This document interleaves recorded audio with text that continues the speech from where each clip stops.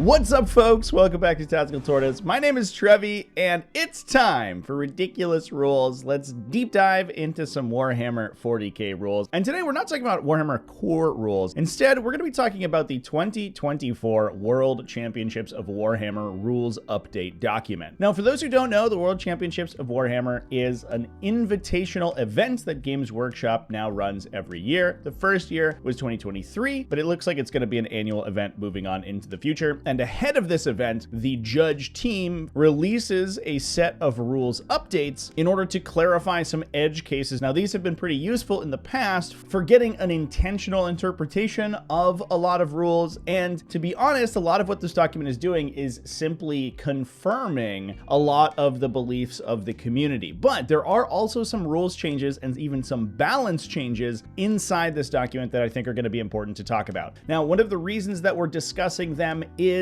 that these are upcoming in future updates. So all the rules that we are discussing here are likely to be codified in a future update. It's things that you should probably start playing with because they are likely to enter the core rules, not just the rules for the World Championships. This document does indicate that there is a December update incoming, so get prepared for that. So with that, let's dive in and talk about first the FAQs. Now, like I mentioned before, most of these are things that are already true within the rules. However, they're a little counterintuitive, so it's nice to have them codified concretely anyway. The first one is reactive moves in response to a unit disembarking a transport. Since setting up on the battlefield or disembarking does not count as a move, it does not trigger effects like reactive moves. The unit counts as having moved previously in the turn, but the disembark itself doesn't count as ending a movement, so you can't, for example, use Mists of Deimos or Squad Tactics in response to a unit jumping out of a transport. There is another question about transports. However, after a unit disembarks from a transport that has not yet moved this phase, my unit must make a normal or advanced move. When it ends that move, can an enemy unit make a reactive move? This is actually kind of a gotcha. The core rules state that if you disembark a transport before the transport has moved, your unit is able to make normal moves or advances, however, cannot remain stationary. This means that definitionally, that disembarking unit must at some point during that movement phase perform a move. This means that the other player, if they have reactive effects like reactive moves, like we just talked about with Mists of Deimos or Squad Tactics, they could then trigger that sometime before the end of the movement phase in response to that move that the disembarking unit is required to have made. Now, the weird part is that they didn't want units to be able to disembark transports and then stand still to get remaining stationary bonuses like +1 to hit with heavy weapons. So the rules required you to make a move. The weird part is that if you disembark close enough to a unit with a reactive move, you could be forced to trigger it. For example, if it's a reactive move that triggers within 9 inches of an enemy and you set up 3 inches away from that unit and you're move 6, there is no way for you to end a move outside 9 inches of the unit with the reaction. So you are required to trigger it even if you don't move the unit at all. Even if you just say, I'm going to make a normal move and stand still and move 0 inches, that still counts as ending a move and will trigger those reactive effects. Like I mentioned before, this is supported by the core rules, but it is pretty counterintuitive since moving 0 inches and remaining stationary are not technically the same thing, and we now have it codified. When making a consolidation move towards an objective marker, can a model move in any direction as long as it ends closer to that objective marker and remains within range of it? The answer, of course, is yes. This applies for when a unit can make a consolidation move, but can't engage another enemy unit with that move. In that case, it's able to move towards the nearest objective as long as the unit can end within 3 inches. There is some confusion occasionally because oftentimes we use 7.5-inch objective mats to represent an objective zone, but the actual objective is a 40mm circle in the center of that mat. So when a unit is touching the 3-inch area around it, they aren't technically touching the objective yet. However, as long as the unit can end the consolidation move touching that, that's a legal consolidation.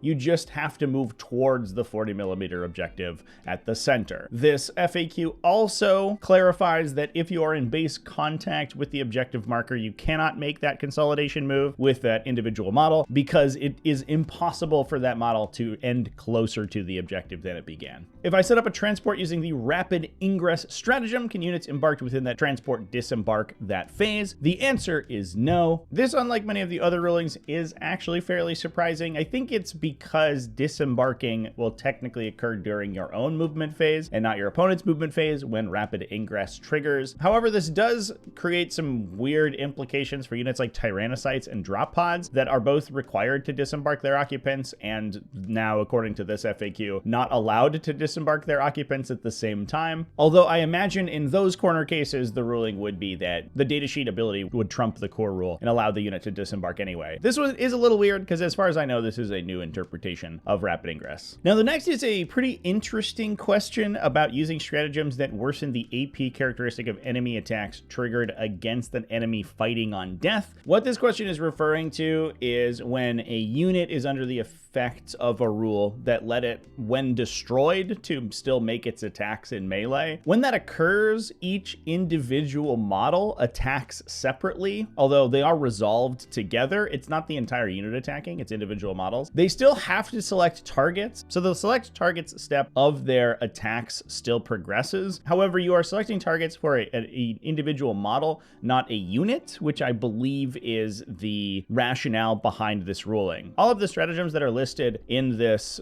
question, including Armor of Contempt, Shield of Aversion, Unfailingly Obdurate, and Reinforced Hive Node, trigger when an enemy unit selects its targets. However, because it's a model, a portion of a unit, not the entire unit itself selecting targets, the timing wouldn't entirely be correct for that stratagem to be used. The weird part is that it specifies stratagems that worsen the AP characteristics, and it doesn't specify stratagems that are triggered when a unit selects its attacks in response to these fight on death mechanics. I think the implication is that these on-target stratagems cannot be triggered in response to a fight on death. However, it's weird that they specify armor penetration characteristic modifiers, because there is pretty wide access to things like fight phase damage characteristic modifiers that have the exact same timing. Now we move on to some FAQs about the Pariah Nexus mission deck specifically. One is a clarification that if you have an attached unit whose destruction is scoring the overwhelming force stratagem, each component of that attached unit is calculated separately. So if, for example, if you had a character and its attached unit on an objective and you destroyed both of them, then you would get 2 triggers of the overwhelming force secondary, so you would get 5 VP, because one would be for destroying the bodyguard unit, then the leader would be calculated as a separate unit. There's also a clarification that actions performed by attached units carry over to the attached unit. If the bodyguard is destroyed, any of their persistent effects carry over, so that makes sense. There's a clarification that when using Smoke and Mirrors, the mission role that allows you to place units in reserve before the game begins, tabulate the total cost of a transport and all of its embarked units if you are electing to use a transport with Smoke and Mirrors. There is an interesting clarification, which I think a lot of people might not know about, that if a unit begins an action on your own turn, then your opponent triggers Fire Overwatch from that unit on their own turn. Even if the action is still progressing, can they Overwatch without the action failing? The answer is yes. This one's a little bit funny because actions only preclude you from being eligible to shoot on the turn in which they are started. So if you have a full round action that takes both yours and your opponent's turn, they are only ineligible to shoot or charge on your turn. They can do those things on the opponent's turn. In fairness though, if the unit makes a charge move on your opponent's turn, for example, heroically intervening, it does cancel the action, unlike Overwatch. That one is specified in the action rules. Now the last one here, I'm a little bit confused about. There's a clarification that a unit from your army cannot attempt a terraform action on an objective marker that an enemy unit is performing an action on, even if that objective marker has not yet been terraformed. Now there was a clarification in the latest update to the Pariah Nexus mission set that specified that terraforming was essentially universal for both players. So as soon as a terraform action completed, then the objective was terraformed and could not be terraformed again by either player, even though it only scores its passive points for the player who completed the action. I believe that this ruling is basically conflating the terraform action and the terraform objective state, where essentially attempting a terraform action is considered to be terraforming, even if the terraformation has not yet completed. I believe that that's the rationale there, but to be honest, it's a little confusing to me. However, terraform is a mission that is very quickly falling out of a lot of competitive play circles, so I actually wouldn't be surprised if this doesn't really come up that often. Now, last and certainly not least, let's dive into some faction rules updates. Clarification for Vindicators, units with the Siege Shield ability, that they cannot fire Overwatch when in engagement range. Firing Overwatch requires that you be eligible to shoot, and units are not eligible to shoot when engaged outside of their own shooting phase, even if they are vehicles. The Siege Shield ability doesn't prevent that. It simply allows you to fire your blast weapons into melee. Black Templars had a clarification that if they use Fervent Acclamation in Righteous Crusaders, to apply a Templar vow to a unit that is different than the one they selected at the beginning of the game. It does consider that vow to be the one that you selected at the beginning of the game for the purposes of that unit only, so it does trigger things like your enhancements. Chaos Knights got a clarification that Knights of Shade can indeed be used after rolling the charge roll. This is the Chaos Knights stratagem that allows them to move through solid objects like enemy models and terrain features. It seemed like the implication of that stratagem on release was similar to Tank Shock, where it was theoretically required to be used before the unit charged. However, there is a timing window after the charge has been rolled, but before the charge has been calculated to be successful, where it was argued and eventually errated so that stratagems like Tank Shock could be used, and that's when Chaos Knights were determined to be able to use Knights of Shade. So for example, you could declare a charge targeting an enemy within 12 inches, even if the charge was technically impossible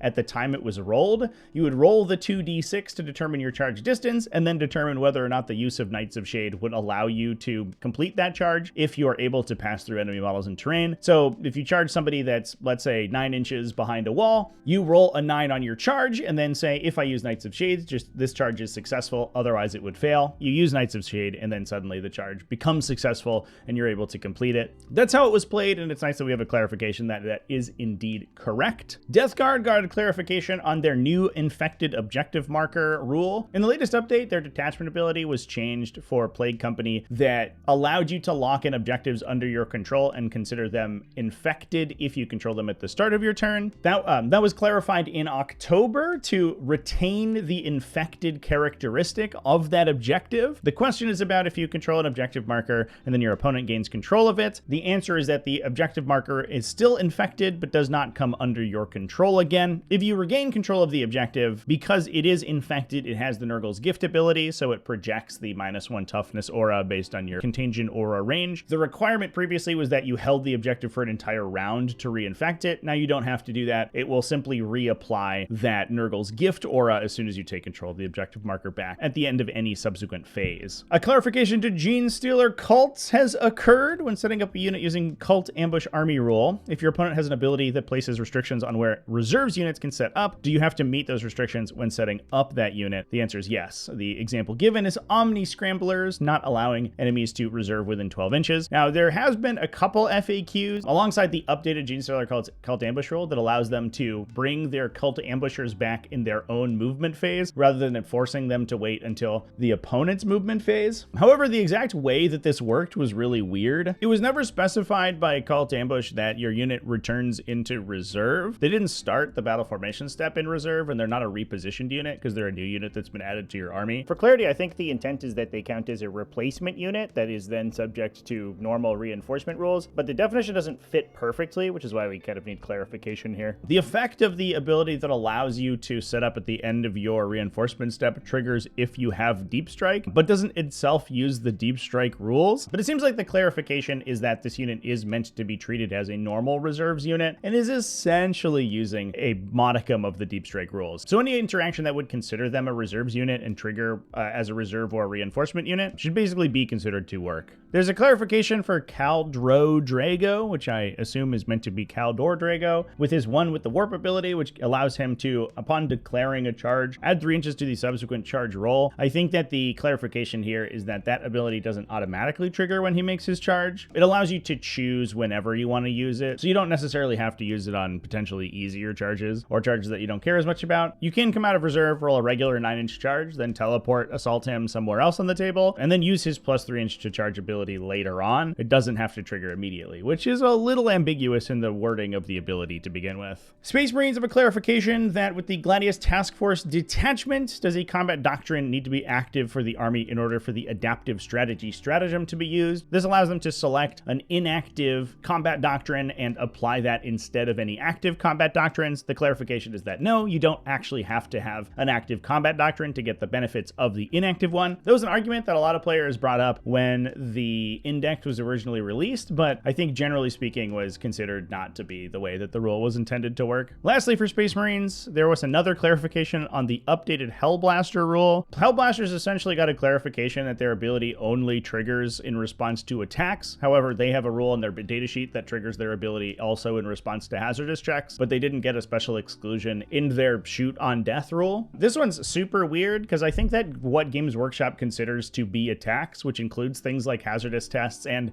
in some cases maybe mortal wounds from psychic attacks. I've no idea. It does seem like they consider those to be attacks, even though there's not really any rules backing to support that. In this case, they have clarified that a Hellblaster destroyed by anything that is not an attack or a hazardous test cannot trigger for the chapter to allow them to shoot on death. Now, last but certainly not least, let's talk about some erratas that have happened. Starting with Blood Angels, the Death Company Dreadnought has gotten a little bit of an update. It can move into engagement range with its Driven by Fury ability. It is a Blood Surge move, like basically any other Blood Surge move in the game. However, unlike every other Blood Surge move, it doesn't specify that it can move into engagement range of the closest enemy unit. This is just repairing that. So now it works like every other Blood Surge move in the game. Dark Angels got a little bit of a clarification, mostly to clean up rules. This changes the Watcher in the Dark ability on Deathwing Terminators and Deathwing Knights to trigger after a mortal wound is allocated to a model in the unit. Previously, this happened during any phase. You were just allowed to use the Watcher in the Dark. The problem was that that created a lot of problematic interactions with effects at the start of the phase. The most recent set of FAQs clarified that effects that trigger at the start of the phase must be fully resolved before anything else that happens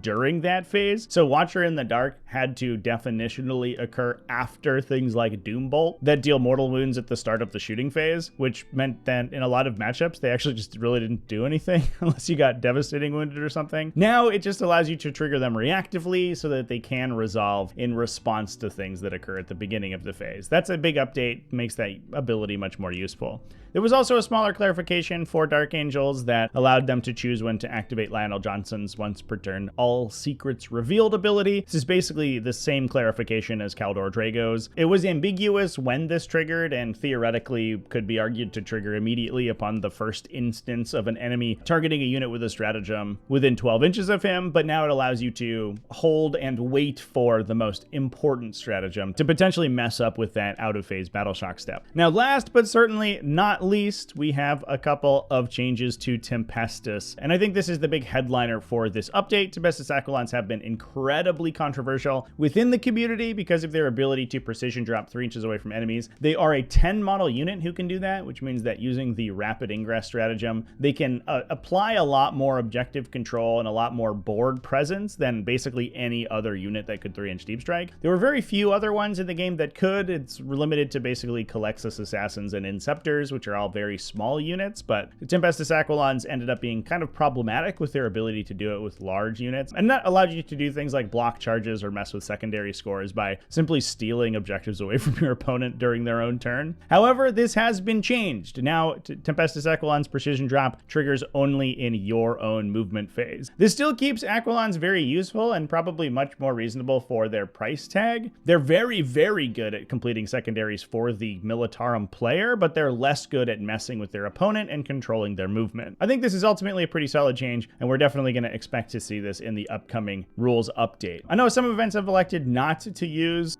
these changes, but I do think that this is something that's almost guaranteed to be locked in to the next balance data sheet. There's also an additional clarification in here for Aquilons. If they use their Servo Sentry ability, which allows them to fire their 1 sentry weapon, being toted by their cute little sentry robot, can you then target that unit with the grenade stratagem in the same turn? The answer answer is no. This is supported by the core rules, but it is kind of another kind of counterintuitive interaction. The grenade stratagem can only be targeted on units that have not yet shot that turn. It's not units that have been selected to shoot that phase, for example. So the timing is really weird. Because a model in the unit has shot previously in the turn, once you progress to the shooting phase, it is no longer eligible to grenade when they arrive. And that's just how it works. If you really want to grenade with them, you could also just not fire their sentry weapon, which does take away another probably D6 plus 3 flamer shots from the unit, but on the flip side, you get a grenade out of it, so maybe that's fine. And with that, that is a breakdown of the World Championships of Warhammer FAQ and rules update. Let me know down in the comment section what you think about them. Thanks for watching all the way to the end of the video. Thanks as well to everybody who supports the channel either over on Patreon at patreon.com/TacticalTortoise, YouTube channel members, and Twitch subscribers. All you people are amazing, and I love you. Remember to keep it classy, folks, and have happy wargaming.